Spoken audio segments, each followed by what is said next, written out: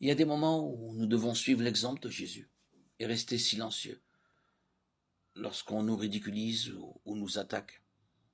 Matthieu 5,39. Mais moi je vous dis, ne résistez pas aux méchants. Mais si quelqu'un te gifle sur la joue droite, présente-lui aussi l'autre. Même dans ce cas, en étant passif, nous faisons un choix actif pour le bien de l'autre. Plutôt que d'enfuir notre tête dans le sable et de prétendre que nous ne voyons pas le mal. Certaines actions peuvent sembler passives alors qu'en fait, ce sont des choix calculés.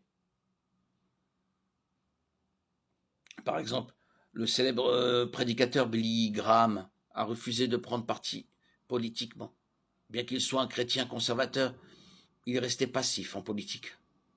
Afin d'être accueilli à la Maison-Blanche, il avait certes des opinions politiques, mais il refusait de se laisser entraîner dans des batailles publiques afin d'atteindre un objectif plus élevé, maintenir son influence sur les présidents des deux camps.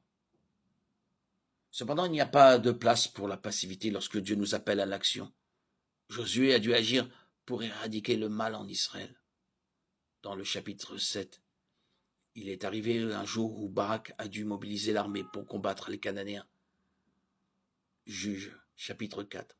L'apôtre Paul était l'un des plus fervents défenseurs de l'Évangile, mais alors qu'il était en prison, il a demandé à l'église d'Éphèse de prier pour qu'il ait la possibilité de se venger de lui lorsqu'il parle de Jésus. Éphésiens 6, 19. L'audace est l'opposé de la passivité. L'audace avance tandis que la passivité retient. L'audace agit tandis que la passivité refuse de s'engager.